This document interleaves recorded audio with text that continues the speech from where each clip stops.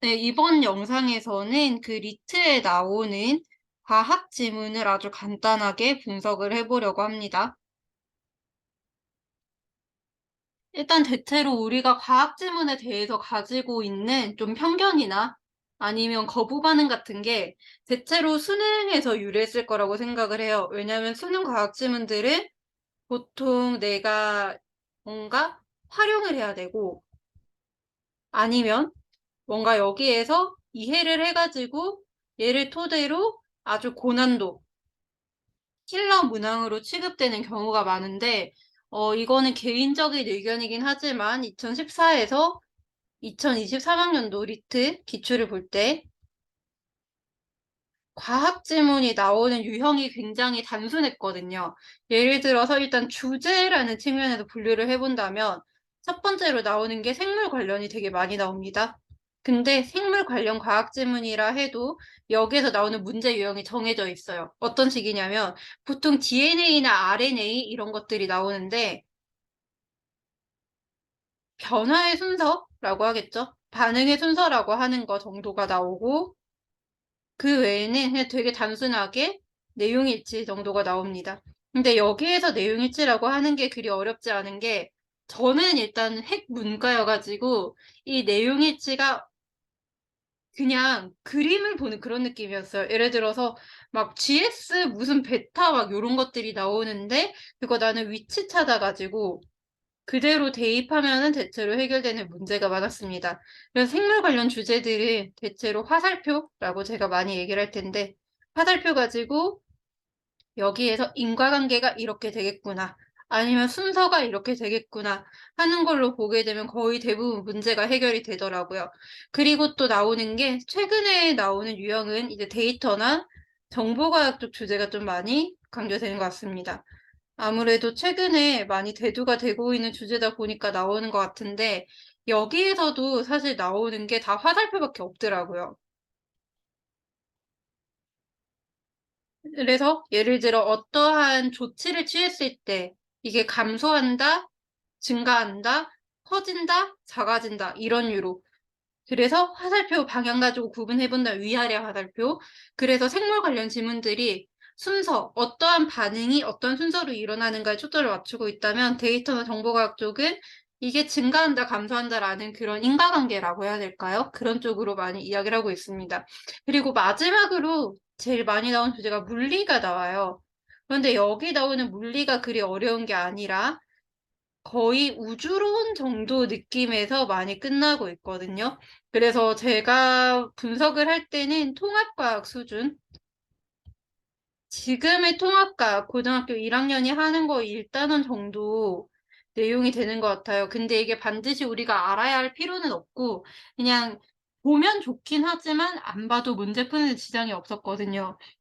그래서 이거는 제 개인적인 의견이긴 하지만 리트에서 과학 지문이 그리 어렵게 나올 수 없는 가장 큰 이유 중에 하나는 아무래도 리트 자체가 법학 전문 대학원에 가려는 사람들이 치는 시험이고 그러다 보니까 어려운 문제들이 대체로 법학이나 아니면 철학, 인문 이런 쪽에서 많이 나오는 것 같아요.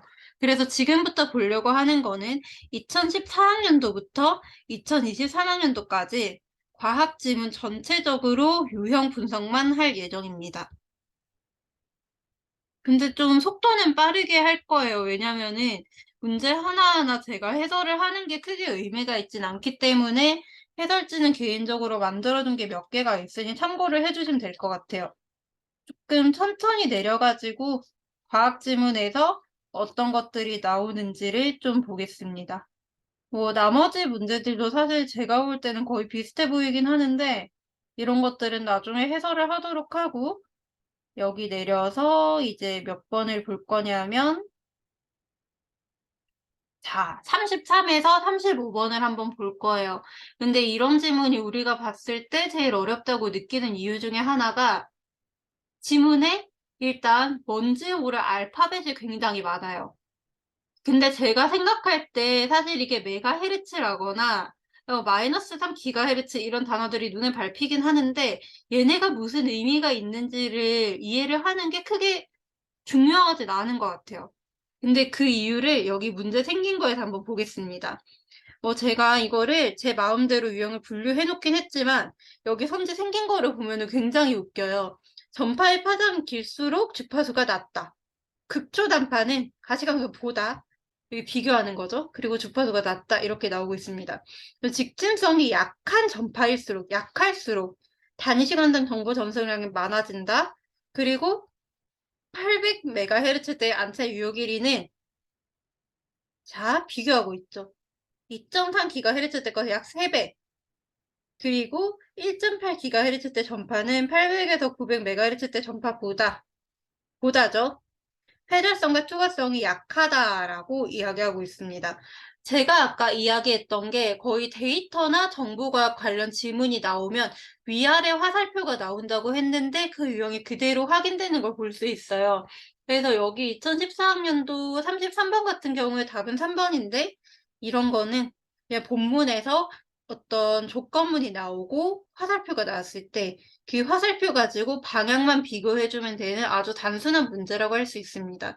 그리고 여기서 제가 되게 좋아하는 게, 제가 완전 문과 성향이다 보니까 이런 것들, 800MHz라거나 2.3GHz 혹은 1.8GHz 이런 애들을 그냥 그림으로 인식해버리거든요. 근데 그러면은 본문에 돌아갔을 때 이런 말들 나오는 파트 잘 찾아보면, 오, 대충 비슷하게 생긴 말들이 여기저기서 막 튀어나오거든요. 그럼 이 주변에서 화살표만 잘 그어줘도 사실 답의 근거를 찾기가 굉장히 쉽다라는 거를 보실 수 있습니다. 물론 여기에서 제가 자세하게 해설은 하지 않을 거지만 전반적인 경향성만 한번 분석을 해드릴게요. 그 다음에 34번 문제도 보게 되면 거의 비슷한데요.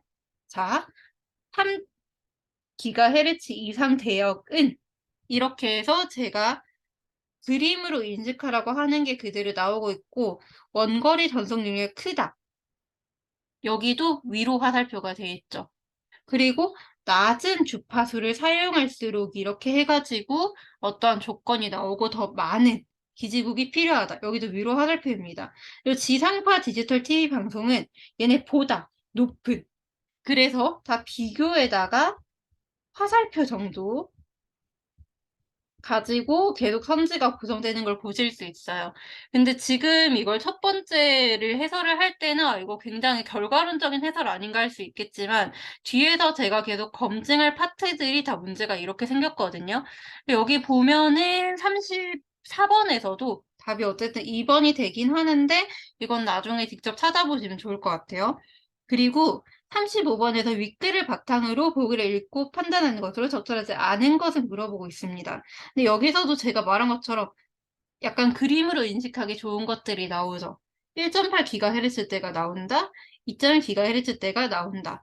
그리고 주파수 관리 방식으로 해서 약 3가지가 나오고 있습니다. 그래서 경제적 효율성만으로 평가할 수 없는 거를 고려해서 일임하지 않고 직접 관리한다. 그리고 시장 기반 방식은 적합하도록 시장 기능을 통해서 분배하고 할당한다. 뭐 이런 말이 나옵니다.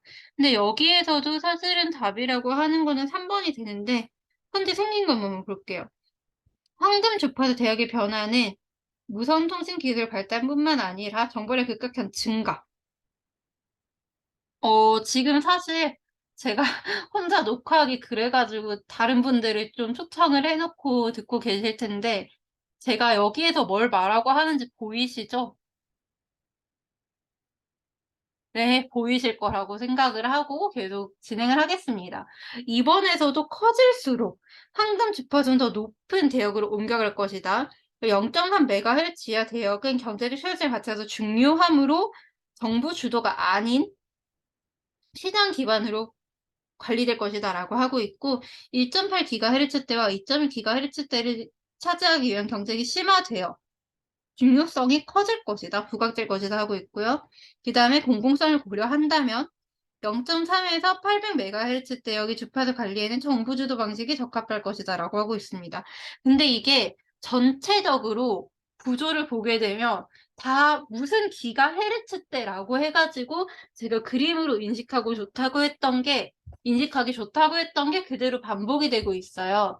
근데 이렇게 먼저 선지가 생긴 거를 보고 들어가게 되면은 본문에서 대충 무슨 기가헤르츠 해가지고 알파벳 나오는 파트 에다가 표시를 해주고 거기에서 위아래 화살표만 넣어줘도 사실 문제가 진짜 쉽게 풀리거든요. 근데 여기서 보면은 본문 생긴거 구조 한번 보겠습니다. 이거 하고 나서는 제가 뒤에서 본문 자체에서 화살표 해드리진 않을 거예요. 근데 스마트폰이 등장하면서 모바일 무선 통신의 문명이기가 되었다. 사용되는 전파는 실감하기 어렵지만 가시광선과 X선이 사용하는 뭐뭐의 일종이다. 뭐 대충 이런 거 다 건너뛰고 전파란 이렇게 해서 단어 정의가 나와 있죠. 근데 사실 이 뒷부분 선지를 보셨다면 이쪽이 다 버려도 되는 정보란 거 아셔야 되거든요. 그래서 제가 항상 얘기하고자 하는 게 선지 자체에서 동그라미든이라고 하는 단어 정의가 나오지 않을 때는 굳이 이런 파트에서 '아 이거 왜 이해가 안 되지?' 이럴 필요가 없다는 거예요. 어쨌든 그래 따라서 전파는 뭐뭐 하더라. 파동 한 개의 길이를 의미한 파장과 반비례 관계에 있더라. 근데 다 떠나서 여기부터 보면 돼요. 주파수가 높을수록 파장은 짧아진다. 낮을수록 길어진다 해 가지고 이제 조건문이 등장하기 시작합니다. 얘네가 이제 문제에 활용되는 파트거든요. 뭐 이거의 곱한 수치는 일정한 빛의 속도와 같다. 여기도 선지 보면은 안 쓰이는 정보예요. 모바일 무선 통신에서 가시광선이나 X선보다 주파수가 낮은 자 이제 보다 나왔죠? 이 문제 유형이 그대로 선지에 활용되기 때문에 문형을 봐주시면 좋아요. 그래서 얘를 쓰는 이유는 원거리 전달에 용이하다. 이런 거 밑에 선지에 나오니까 다시 생각해 주시고요. 주파수가 높은 전파일수록 계속 조건문 나오고 직진성이 강해지고 흡수되거나 산란되어 감쇄된다. 반면 주파수가 낮은 전파는 해서 계속 조건문 나오고 있어요. 회전성과 투과성이 뛰어나다. 장애물을 만난다. 휘어져 나가고 멀리 퍼진다. 자, 그리고 여기부터 그림 보시면 돼요. 얘네는 초장파, 장파 이런 사례들은 멀리 도달될 수 있으므로 이런 데서 활용되더라. 자, 근데 이거 아까 봤던 세 번째 보기 문제하고 완전 똑같이 쓰이는 거 보이시죠? 그래서 항상 문제를 먼저 보고 나서 앞에서 '아 이런 파트 말들이 나왔던 것 같은데.' 하고 봐주시면 돼요. 그래서 여기는 "공공적 용도에 주로 사용된다."라고 했으니까 문제에서 잠깐 다시 보시면 그대로 35번에 대입되는 거 보이실 거라 생각을 합니다. 제 좋은 반응 감사드려요. 자 어쨌든 그래 가지고 그 스마트폰 시대에 들어서면서 극초단파 대역이 효율적인 주파수 관리의 중요성이 더욱 커지고 있다. 제가 볼 때 별로 중요한 것 같진 않은데 자 근데 이런 거 계속 그림처럼 봐줘요. 3GHz 대 이상의 전파는 직진성이 매우 강해진대요. 그래서 "중간 장애물이 없는 특별한 경우에 사용된다." 이런 말들이 나오고 있는데 얘도 밑에서 보게 되면 직진성이 약하다 강하다 아까 봤던 문형 그대로 활용되는 거 보이실 거예요. 그래서 모바일 무선 통신에서 극초단파를 사용하는 이유는 이러고 또 제가 그림으로 인식하라는 거 나왔어요. 0.3에서 800MHz 대역에 비해 자 조건문 계속 나오죠. 단시간에 더 많은 정보의 전송이 가능하기 때문이다. 그리고 대충 1kHz의 초장파는 초당 1000개의 파동을 발생시키기 때문에 뭐뭐를 전송할 수 있지만 800MHz 초당파의 경우에는 초당 8억 개를 발생시키기 때문에 매초 2억 비트 그리고 1.8GHz의 극초단파는 초당 4.5억 비트에 해당하는 대략의 정보를 전송할 수 있다. 그다음에 취약성을 극복하기 위해 뭔가 했다고 하네요. 모바일 무선통신에서는 무선 기지국제를 가능하나 많이. 이것도 문제에서 봤던 거 보이실 텐데 제가 지금 따로 짚지는 않을 거예요. 그래서 이 무선 기지국들을 다시 유선으로 연결하여 릴레이 형식으로 정보를 전송함으로써 사각지대를 최소화한다. 계속 위아래 화살표가 나오고 있습니다. 그리고 모바일 무선 통신과 더불어서 극조단파를 사용하는 지상파에서도 가능한 한 높은 위로 화살표 나오죠? 위치에다가 전파 송신탑을 세워서 전파 진행 경로당을 장애물을 최소화한다. 그리고 극초단파를 사용함으로써 휴대 편의성도 획기적으로 개선되었고 전파 일정 수신을 위해서 유효 길이 등 수신하는 전파 파장이 뭐뭐 정도인데 극초단파 같은 높은 뭔가를 사용하면서 손바닥 크기보다 작은 걸로도 가능해졌다.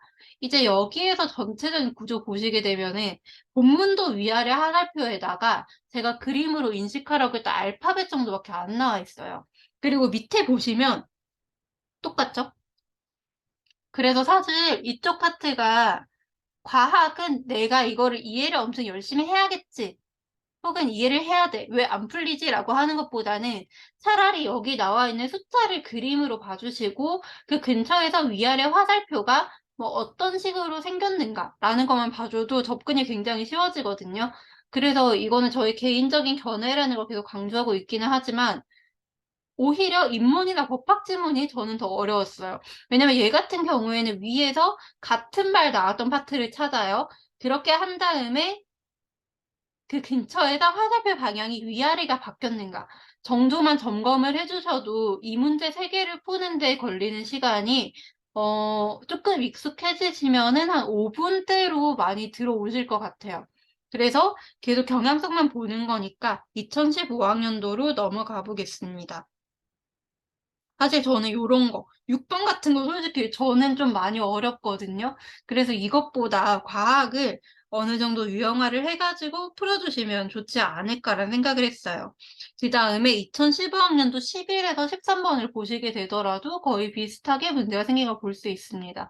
근데 제가 여기에서 11번은 소재의 의미라고 적어 놓기는 했는데, 이제 이런 것들이 좀 최근에 어렵게 나올 만한 문제 유형인 것 같아요. 근데 얘도 문제 생긴 거 보게 되면 A는 수면 위의 빈궁에 관한 높이 정보를 활용하여 구한다. 자, 인과관계가 혹은 순서가 화살표 옆으로 이어지는 거 볼 수 있죠. 앞에 지문이 위아래 화살표였다면 여기에서는 옆으로 화살표라고 보면 됩니다. 그 다음에 2번에서 B는 직접 이용하여, 그 다음에 C는 이런 방식으로는 정확히 구하기 쉽지 않더라. 그리고 D는 어뢰 양을 직접 측정하여 구한다. E는 두께 변화에 관한 정보를 얻어야지 측정할 수 있다라고 되어 있는데, 제가 이런 지문에서 선지를 먼저 판별하는 기준을 좀 정하는 게, 예를 들어서 여기 11번 문제를 보게 되면 문제 선지 자체의 구성을 볼게요. 3번 같은 경우에는 이런 방식으로는 구하기가 쉽지 않다니까 단순한 내용이지입니다. 근데 나머지 선지들은 전부 다 어떠한 순서를 봐야 되는 거라서 1, 2, 4, 5는 약간 순서나 그 선후 관계를 봐야 되는 거라서 저 같은 경우에는 선지 자체에 생긴 것만 볼 때는 3번을 먼저 지우고 시작을 할 것 같아요. 왜냐면 여기는 앞에 가가지고 OX 하면 되는 거니까. 여기에서는 그냥 결론적으로 답이 4번이기는 한데 그게 그렇게 중요한 정보는 아니어가지고 넘어가겠습니다. 네. 그리고 여기 12번에 기업과 관련하여 출연한 내용을 적절하지 않은 것은 이라는 문제가 나왔는데 제가 이런 문제를 소재의 의미라고 해서 되게 많이 풀어요. 왜냐면 기업 주변에서 대충 나와 있는 비슷한 말을 보면 되거든요. 근데 여기에서 항상 봐주셨으면 하는 게 제가 과학 질문은 사례를 통째로 인식을 하라고 했어요.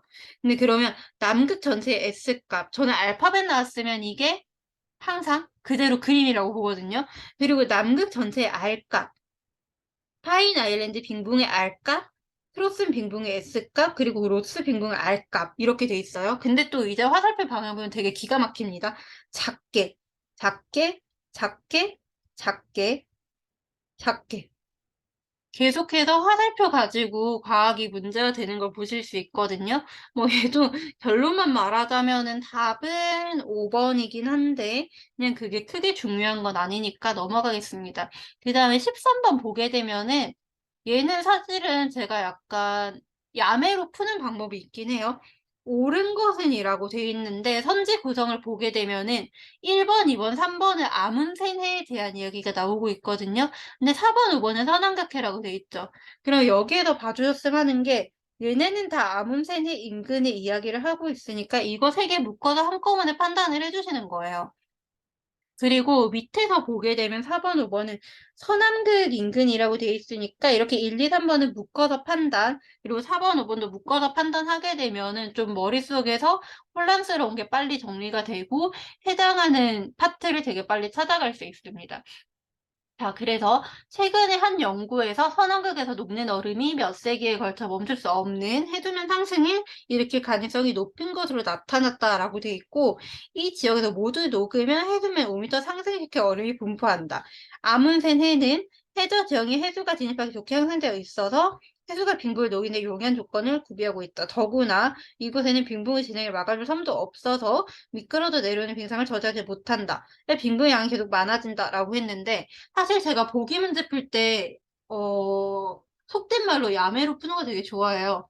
이거 딱 봤을 때, 보기 가지고 봐도 이거 좀 아닌 것 같은데 하는 게 한두 개 있을 거거든요. 그럼 보기 가지고 걔 한두 개 정도 지우고 본문에서 확인해주면 시간이 진짜 많이 아껴져요. 일단은 선지 보면은 아문센의 인근에는 많이 분포한다. 그리고 줄어드는 속도가 클 것이다. 빠르게 녹으면서 인접한 빙상이 고갈될 것이다. 그 다음에 얼음 총량이 더 많기 때문에 상승 효과가 클 것이다. 잉자하는 속도가 증가하는 것은 떨어져 나가는 빙상을 통해 알 수 있을 것이다. 이렇게 돼 있어요.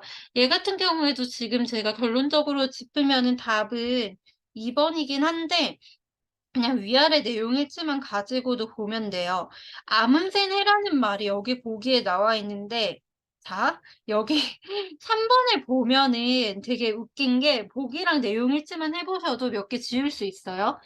여기에서 빠르게 녹을 인접한 빙상이 수년 내에 고갈될 것이다라고 했는데 본문 봐봐요.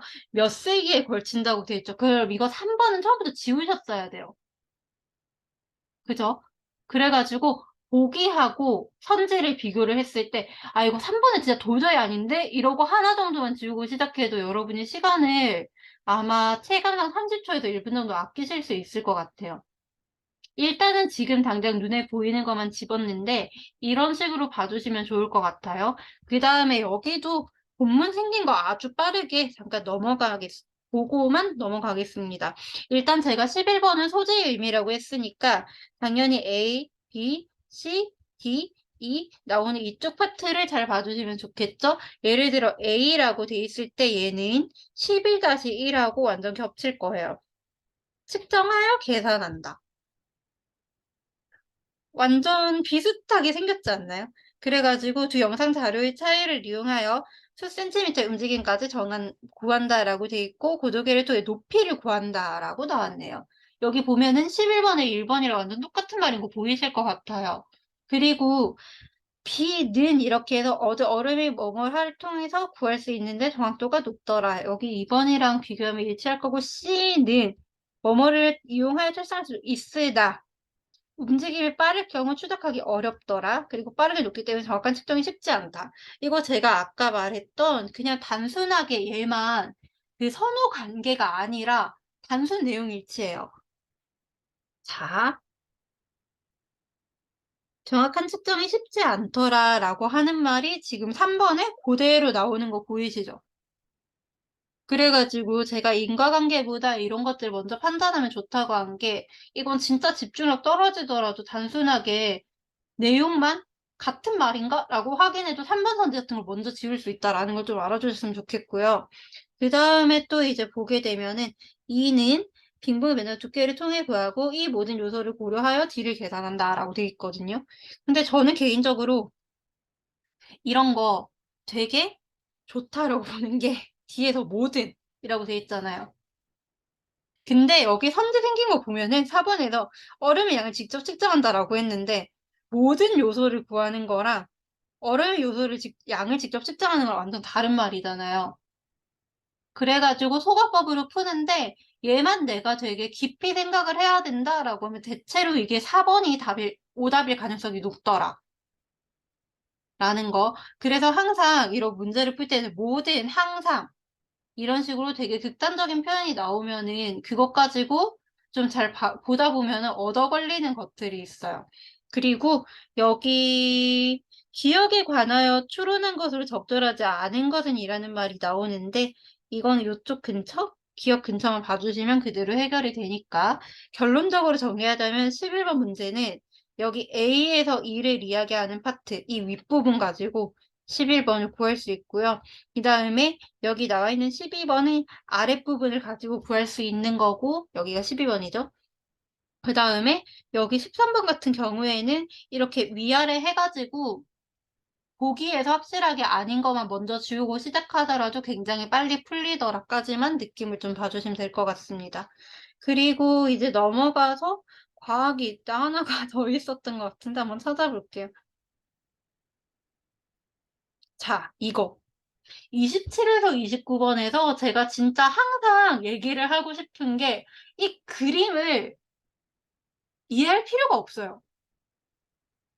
이게 그 수능 과학이랑 되게 다른 건데 리트가 일단 지금까지 나왔던 그런 문제 유형으로 아네 이해하려고 하셨다고 하니 좀 안타깝습니다.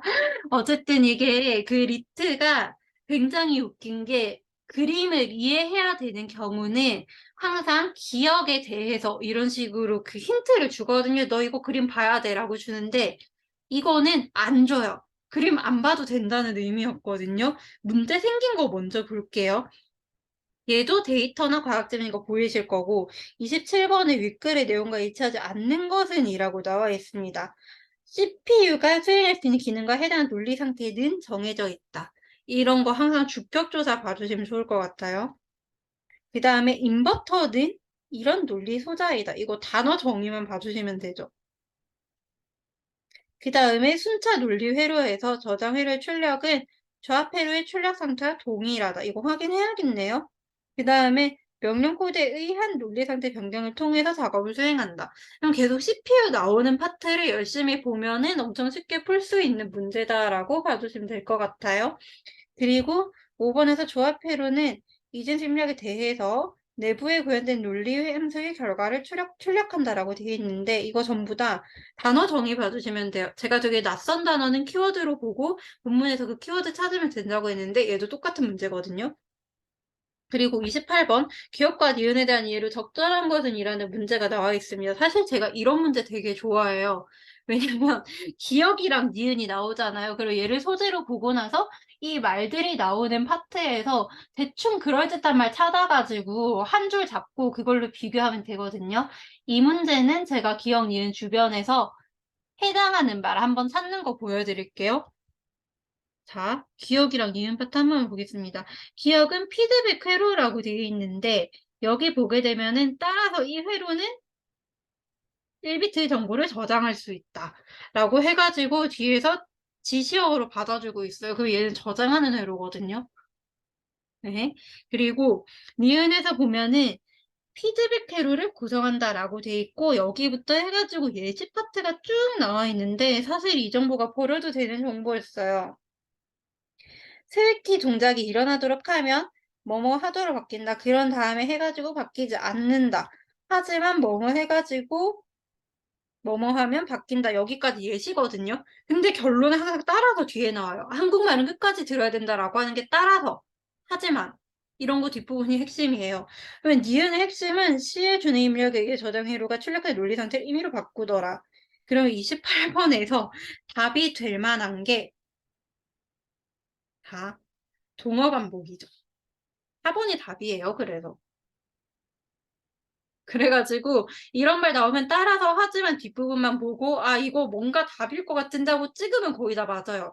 그래서 제가 이런 방법을 쓰라고 하는 이유는 어차피 여러분이 본문에 다 읽으셔야 되긴 하는데 그러고 나서 28번에서 너무 긴장해서 아, 이거 기억과 이유에 대한 이해 이거 어떻게 해야 되지? 라고 할 때 어떻게든 비슷한 말 찾아가지고 그거 대입하려고만 하더라도 얻어 걸리는 답이 생각보다 되게 많아요. 과학 지문에서는.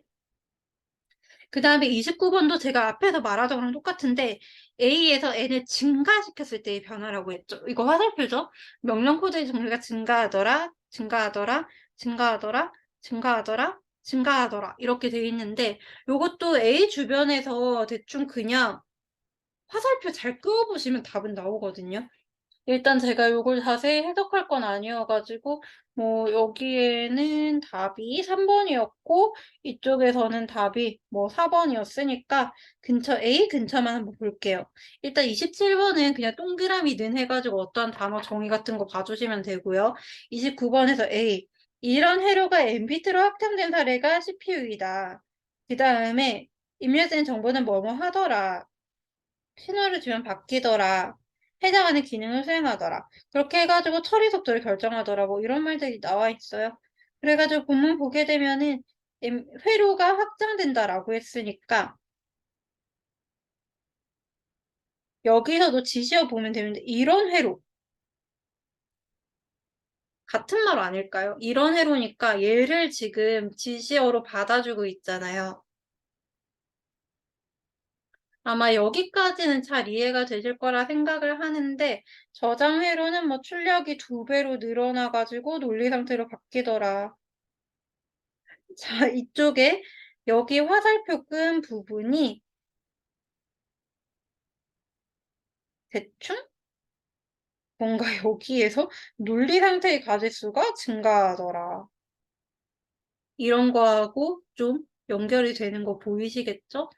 그래 가지고 뭐 나머지는 위에서 열심히 위아래 화살표 해 가지고 보시게 되면은 결론적으로 알아주셨음 하는 게 이 그림이 문제 풀 때 아무런 도움이 안 됐어요.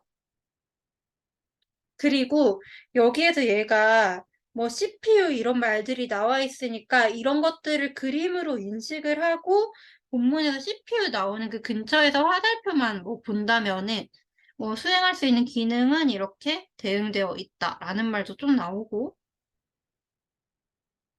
그리고 프로그램은 작업이 진행 속도에 맞도록 논리세트 변경하다가 이를 위해서 뭐뭐 하는 부가 회로도 갖추고 있고 만약 CPU가 가진 논리 선택 개수가 많아지면 한 번에 처리할 수 있는 기능이 다양해진다. 그래서 처리할 데이터 양이 같다면 완료에 걸리는 시간이 줄어든다. 이쪽 파트도 지금 그대로 29번에 쓰이죠? 여기까지 이해되셨죠? 네, 되셨을 거라 생각하고 그 다음 거 넘어가겠습니다. 네, 그래서 그냥 계속 위아래 화살표만 보시면 돼요. 과학지문 같은 경우에는. 그래 가지고 제가 한 2개 정도만 더 해볼 생각인데 자, 여기에서 이거 14에서 16번이 이거 2016 학년도 14에서 16번이거든요. 근데 제가 이런 과학 지문 중에서도 생물 지문을 진짜 좋아하는 게 그림으로 인식할 만한 알파벳이 되게 많아요. 그래 가지고 일반적인 그 법학 지문 같은 데서는 알파벳이 안 나와 있어서 내가 진짜 하나하나 찾아야 돼서 되게 귀찮은데 얘는 되게 친절한 문제거든요. 얘도 그래서 문제를 보고 나서 그러니까 선지를 보고 나서 문제 푸는 법을 한번 다시 소개해 드릴게요. 자, 14번에서도 이 글의 내용과 일치하지 않는 것이라는데 얘 지금 생물 지문이잖아요. 그래 가지고 구형의 수정란은 형태 발생 물질의 도움으로 원인과 결과죠. 그리고 단순 확산으로 전달되는 형태 발생 물질의 농도는 해서 반비례하더라. 모든 세포는 동일한 유전을 갖고 있지만 뭐뭐 여부에 따라서 서로 다른 단백질을 만든다. 비대칭사 확산을 위해서는 공비 조직이 주변에 있는 뭐뭐 역할이 필요하다. 형태 발생 물질은 척색이 있는 동물의 발생에서는 단순 확산, 얘 또 단어 이상한 거 나왔죠? 무척추 동물의 발생에서는 비대칭적 확산의 형태로 주로 쓰이더라. 이렇게 해가지고 여기도 결국엔 제가 아까 말한 것처럼 생물 지문이고 원인과 결과 혹은 순서 이렇게 해서 나와 있는 거 보실 수 있어요.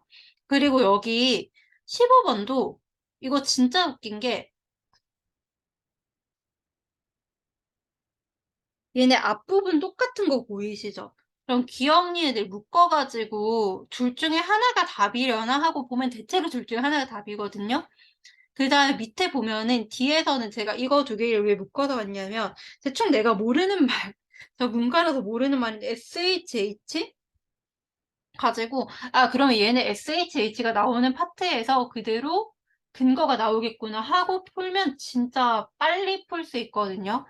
그래 가지고 여기는 이렇게 묶을 수 있다 봐 주시고 결정되기 전인 착색을 제거하면 바삭한 세포가 형성되지 않는다. 얘도 결국 원인과 결과예요. 신경관을 이루는 세포들이 운명되기 결정되기 전에 착색을 다른 위치로 이동하면 위치가 가장 가까운 곳에서 이게 생길 것이다. 이거 그냥 위에서 확인하면 되죠. 그다음에 분화되지 않은 신경관에 있는 세포들은 바닥판 세포를 뭐뭐하는 이것보다 높은 얘랑 배양하면 이것보다 많이 계속 지금 보다 화살표 나오는 거 확인되실 거고 그다음에 SH 농도 역치는 이것보다 낮다. 그래서 계속 조건문 화살표 가지고 문제가 반복되고 있습니다. 그래가지고 또 밑에 16번에 초파리 배아의 발생 과정에 관해 추론한 거를 타당한 것은 이라고 했으니까 그냥 우리는 본문에서 초파리 배아의 발생 과정이라는 게 나오겠거니 하고 얘를 통째로 사례로 생각해 주시면 돼요.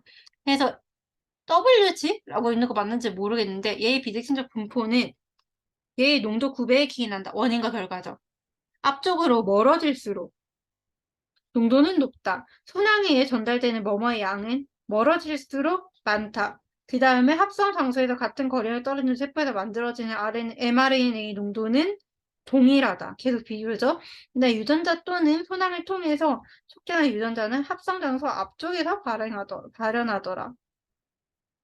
근데 대충 보게 되면은 여기에서도 2번에서도 앞쪽 얘기가 나오네요. 그 다음에 여기에서는 멀어진다는 얘기가 나오고요.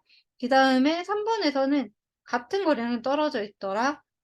아니, 이게 4번이구나. 그리고 5번에서도 뭐 앞쪽이더라라고 했으니까 대충 앞뒤 구분 같은 거만 잘 해줘도 본문에서 굉장히 잘 찾을 수 있겠다라는 거 짐작해 주시면 되거든요. 그럼 이렇게 14, 15, 16 전반적으로 보게 되면은 원인과 결과 파트 나오겠다. 그리고 15번에서는 운명이 결정되기 전이랑 HH 나오는 파트로 나눠지겠다라고 생각한 상태에서 본문을 보면은 거의 구조가 그대로 가요. 근데 지금 좀 알아주셨으면 하는 게 이 그림이 문제를 풀 때 그렇게 치명적인가 하면은 사실 얘도 이거를 굳이 안 봐도 답을 고르는 데 문제가 없었거든요. 얘는 좀 많이 어려워하시는 문제라서 그냥 간단하게 보면 구조만 짚어드릴게요. 자, 여기 상호작용을 통해서 운명을 결정하는 과정이 필요하다라고 돼 있고 사람의 경우에는 뭐뭐 하더라라고 이용할 운명을 결정함으로써 뭐뭐 하더라. 경우에 존재하지만 형태 발생 물질의 농도 구배를 이용하더라. 그리고 형태 발생 물질은 이렇게 단어 정의 나왔죠? 농도 구배에 따라서 세포 운명이 결정된다라고 했어요. 그럼 여기부터가 이제 원인과 결과군 순서니까 이쪽 뒷부분 좀 열심히 봐주시면 돼요. 예를 들어서 신경과 위쪽에서 아래쪽으로 지붕판 세포, 뭐뭐 이런 것들이 순서대로 발생한다라고 하는데 이쪽 같은 경우에는 요거 그대로 그림이랑 대응하니까 봐주셔도 되고 그냥 안 보셔도 되고 그 다음에 여기 SHH 나오잖아요. 그러면 이쪽 파트가 그대로 아까 보기 문제의 디귿 리을이랑 대응될 거예요. 아래쪽에 있는 척색에서 분비되는 형태 발생 물질 HH 농도 급에 의해서 결정됐다. 그리고 분비되기 때문에 척색으로부터 멀어질수록 이거 되게 선지에서 봤던 거랑 똑같죠. 전체 낮아지게 되고 높고 낮음에 따라서 신경관에 있는 세포는 바닥관 세포, 그 다음은 운경신경세포로 결정된다. 이렇게 해서 우리가 선지에서 봤던 거랑 똑같은 말이 나오는 거 보실 수 있습니다. 그리고 뒤에 보면은 한 개체의 세포가 모두 동일한 유전자를 갖고 있음에도 불구하고 운명을 택하게 되는 것은 전사인자 종류가 다른 것으로 설명할 수 있다. 계속 원인과 결과 나오고 있어요. 그 다음에 전사인자라는 거 단어 정의가 나오고 인식해가지고 뭐뭐를 하더라. 그리고 mRNA를 정보를 바탕으로 해가지고 단백질이 만들어지더라. 또 예시 나와 있죠. 그럼 예시는 그대로 묶어주세요. SHH 농도가 특정 역치 이상이 되면 이렇게 되고 A 전사인자가 활성화되고 역지 이하인 경우는 B 전사인자가 활성화되면은 A 전사인자에 의해서 바닥판 어쩌고 해가지고 합성되고 B 전사인자에 의해서 분할하는 데 필요한 mRNA와 단백질이 뭐뭐 하게 되더라. 라고 해서 사례 그대로 나와 있는데 여기 디귿리을하고 거의 똑같은 거 보이시죠? 그래가지고 제가 자꾸 그 문제를 먼저 보라고 하는 게 15번에 디글리에를 먼저 봤으면 SHH가 뭔지 모르더라도 저 부분이 15번 디글리을이 힌트일 텐데 하고 들어갈 수 있으니까 이런 거 좀 봐주시는 거예요. 그 다음에 하지만 뭐뭐 하지 않고 특정 형태 그리고 가령 해가지고 여기서 초파리 배아라는 말이 나왔는데 이거 밑에서 봤던 초파리 배아 여기 밑에부터가 16번의 근거가 되겠죠. 그래가지고 초파리 발생 과정에 대해서 이야기한다라고 할 때 보게 되면은 특정 발생 단계에서 이제부터 WG가 나와요. 이거 읽는 방법이 있으려나? 어쨌든 그래서 여기 밑에부터만 그냥 16번 답의 근거가 나오는 거예요. 그러니까 쓸데없이 윗부분 보고 아 이거 16번에 안 풀리지 이러면서 전체를 읽으면 속도가 지체되지만 아 여기부터가 이제 걔의 근거겠구나라고 하는 거죠. 그리고 만약 단순한 확산에 의해서 형성된다면 앞쪽, 뒤쪽 거기 나왔던 키워드 반복되는 거 보이실 거고 뒤쪽으로 이동하지 않고 앞쪽으로만 분포하더라. 뭐 그림이 크게 중요한 정보 아니었던 것 같아요. 그래가지고 뭔가 가설이 제시되었다라고 하고 수용체에 의한 전달 여기도 결국에는 원인과 결과 혹은 순서가 받으시면 돼요. 인식하고 그 다음 수용체 발생체에 넘겨진다고 본다. 이때 이미 비대칭적으로 분포하고 있다면 농도 구배가 이루어질 수 있더라. 또 순서죠. 그 다음에 소량의 흡수에 의한 전달. 즉 작은 주머니에 쌓여서 앞쪽 키워드죠. 앞쪽으로만 단계적으로 전달된다. 그래가지고 일부만 전달되면은 비대칭적인 농도의 구배가 이루어질 수 있더라. 그리고 뭐뭐 다르고 다르다. 한 가지는 불가능. 여기 별로 중요하지 않아 보이죠? 특정 발생 단계에선 단순 확산에 의해서 농도 구배를 형성하고 비대칭적인 이동에 의해 가지고 형성된다고 보는 것이 타당하다. 하지만 서로 다른 유전자의 뭐뭐를 수정함으로써 결정에 기여한다. 이렇게 해서 마무리되고 있거든요. 전반적으로 이제 봐주셨으면 하는 게 여기 위에 보면은 다시 조금 보기 쉬운 색으로 표시해 드릴게요. 얘네가 15번의 기억 니은의 근거고 여기부터가 대충 디귿 리을이 근거겠네요. 그리고 여기 초팔이 나온 뒤부터 얘네가 16번의 근거가 되겠죠. 그래서 이런 식으로 내가 본문에서 어느 파트를 봐야겠다 인식을 해줘서 시간을 아낄 수 있는데 문제를 먼저 보지 않고 본문을 먼저 보게 되면은 밑에는 특성상 굉장히 정보량이 많기 때문에 어려울 수밖에 없어요. 근데 이 상태에서 보면은 사실 14번 같은 경우 단순하게 화살표 있는 그런 내용 위치 가지고도 조금 짐작을 할 수 있고요. 그래가지고 여기 14번의 답이 5번 맞나요? 자, 지금 답지를 따로 뭔가 해놓질 않아가지고, 그래서 뭐 이런 식으로 풀면 되구나 해주시면 될 것 같습니다. 그리고 뒤에 좀 보게 된다면, 얘도 똑같거든요. 여기 29에서 32번까지만 하고 마무리를 하려고 하는데, 얘도 문제 생긴 거 보면 진짜 좀 웃겨요. 윗글에 내용과 일치하는 것은 하고 하면은, 원자의 속도는 도플 효과로 인해서 크게 계속 화살표가 나오고 있죠. 그 다음에 이번에서 레이저 냉각은 광자를 선택자로서는 원자의 성질을 이용한다. 이거 단어 정의고요. 3번에서 레이저 냉각은 원자와 레이저 빛을 충돌시켜서 광자를 냉각시키는 것이다. 이거 2번이랑 3번이랑 근거 위치 겹치는 거 보이셨으면 좋겠거든요. 두 개 다 레이저 냉각이라는 말 나와 있는 데에서 그냥 동그라미 는 해가지고 풀게 되면은 대체로 답이 나와요. 그 다음에 레이더 빛을 이용하여 원자 집단 절대 온도 뭐뭐에 도달하게 할 수 있다. 이것도 화살표. 운동 상태를 파악하여 적절한 진동수의 레이저를 쏠 수 있다. 뭐 나와 있고 이제 그림이 진짜 중요한 경우는 이렇게 윗글의 그림에 대한 이해를 적절하지 않은 것은 해가지고 그림을 보라고 친절하게 제시를 해주는 게 위치 특징이거든요. 그 다음에 뭐뭐를 쏘면 여기로 이동하더라. 일치한 진동을 갖는 관자는 이거의 에너지를 갖더라. 원자가 흡수했다 방출할 광자 에너지는 일정하더라. 광자 에너지는 일치하더라.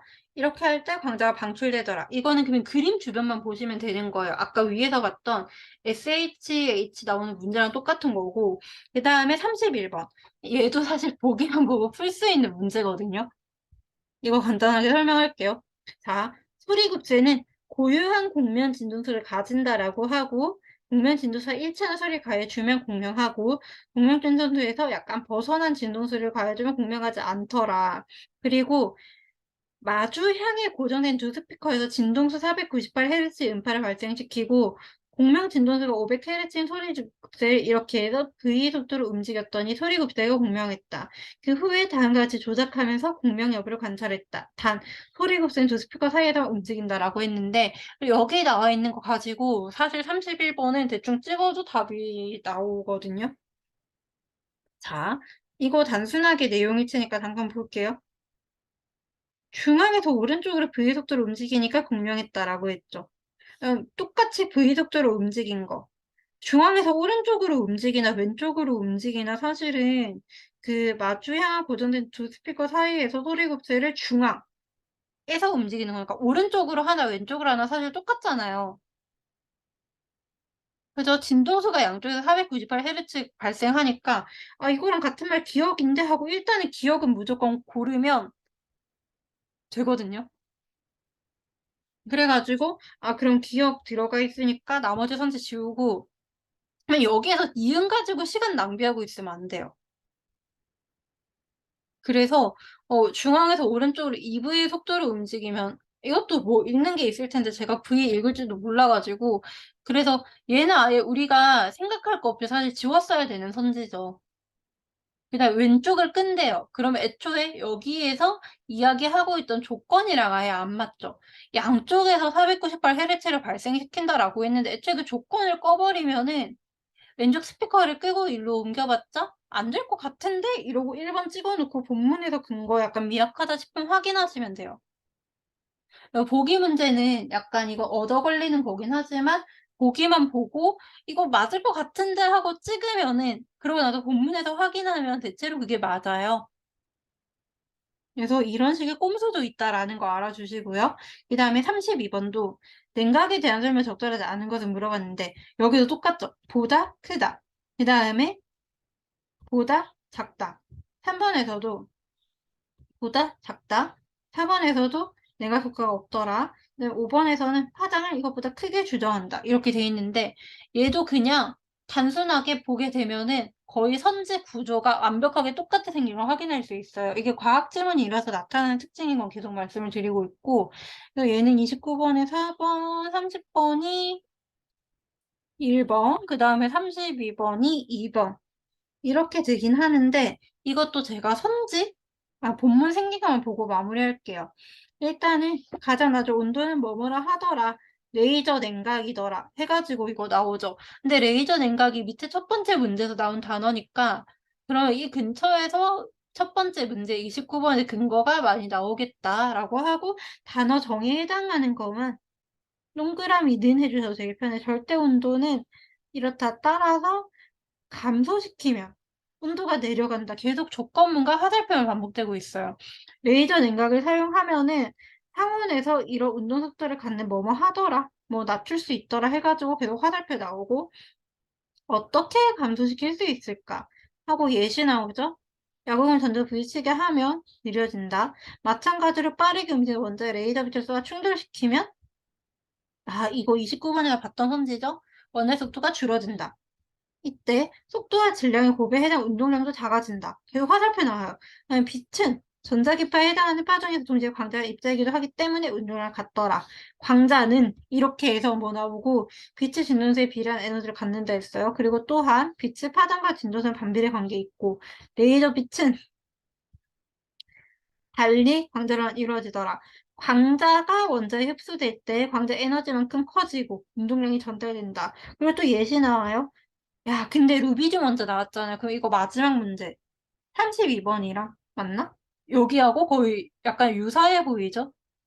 그래서 밑에서 봤던 키워드가 위에서 언급된다고 하면은 이거 조금 쎄한데? 이러고 한번 그어 놓으셔도 좋을 것 같아요. 그다음에 빛을 쏘아서 충돌시키면 정지하더라. 하지만 문제는 끄지 않으면 원자가 오히려 반대로 밀려나. 그런데 따로 관찰할 수 없다. 운동량을 따로 재할 수도 없다. 그래서 내리는 것을 간단하지 않다. 이를 간단하게 해결하는 도플러 효과. 뭐 원자가 빛을 선택적으로 흡수하는 성질을 이용하더라 해가지고 뒷부분에 이 말 나오겠다라는 거 보이죠? 그 다음에 사이렌과 간직자가 가까워질 때 더 높은 음으로 들리고 관측자가 멀어질 때 낮은 음으로 들린다. 이처럼 파동음과 뭐뭐 적게 감지되고 가까워질 때는 크게 감지되는 현상을 도플러 효과라고 한다. 뭐 결국에는 내용 이해 못하더라도 위아래 화살표 보면 주는 거죠. 그다음에 진동수의 차이는 비례하더라. 뭐 이런 거 계속 해가지고 어떤 단어 정의 혹은 개념의 정의가 나오고요. 레이저 원자에 적용하면은 레이저 광원은 파동원이다. 그 다음에 원자는 관측자다. 그러므로 레이저 빛의 진동수는 높게, 멀어지는 낮게 해가지고 계속 위아래 화살표만 나오고 있어요. 그다음에 한편 정지해 있는 특정 원자는 모든 진동수의 빛을 흡수하는 것이 아니다. 고연 진동수, 즉 공명 진동수의 뭐뭐 한다. 그 다음에 특정 에너지 준위에서 높은 뭐뭐로 어쩌고 하더라 라고 하고 또 에너지 값의 차이인 이거 읽는 법 모르겠어요. 어쨌든 뭐 세모하고 E 나오니까 얘네 파트가 그대로 30번에 활용되겠네요. 그죠? 그래가지고 아까 제가 보여드렸던 것처럼 아 이거는 30번 풀 때 그대로 활용해 주시면 되겠습니다. 그 다음에 그렇다면 어떻게 레이저 냉각을 수행할까? 이러고 나서 또 돼. 그 진동수를 원자의 공명수보다 작게 한다. 계속해서 보다 화살표 나오는 거 이제 좀 보이실 것 같아요. 원자가 한쪽 레이저 빛의 방향과 반대로 움직인다. 또 조건문 나왔고 진동수가 커지더라. 그 다음에 뭐 그 값이 자신의 공명 진동수에 해당하는 원자는 흡수하더라. 그 다음에 작지만 원자는 도플러 효과 때문에 낮은 준위에 있던 얘를 허용된 준위에 올려놓는다. 그러면 불안정해지는 원자는 잠시 후에 강제를 방출하면서 전자를 여기로 내려놓더라. 그리고 반복되는 동안에 어쩌고저쩌고 줄어들지만 원자가 강자를 내놓을 때에는 이미 방을 방출하기 때문에 강제 방출은 속도에 영향을 미치지 못하더라.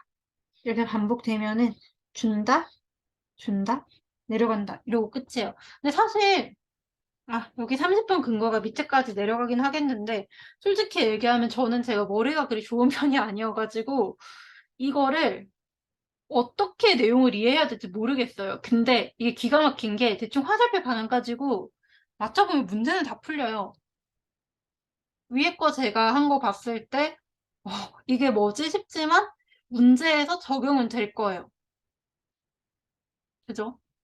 그래가지고 제가 기억을 해주셨음 하는 거는 생각보다 과학지문 문제를 푸는 게 그리 막 어렵진 않은데 그냥 화살표 가지고 내용 위아래 비교하면 되거든요. 그래서 저는 솔직히 얘기하면 과학지문 그냥 속된 말로 뇌 빼고 풀었을 때 오히려 잘 풀려가지고 이렇게 화살표 방향 가지고 비교하고 해결하면은 오히려 되게 어려운 법률이나 정치 지문보다 빨리 풀리는 것 같아요. 그래서 전반적으로 정리하자면은 이거는 그냥 화살표 가지고 정리하면 되는구나 하고 화살표 잘 보시고 선지에서 어떻게 생겼으니까 본문에서 이런 모양 찾아야지 하면 의외로 간단하게 해결된다까지가 결론입니다. 제가 시간이 그렇게 막 여유롭지가 않아서 나머지 파트는 시간이 되면 조금 더 해설을 하긴 할 텐데 일단 오늘은 여기까지 하겠습니다.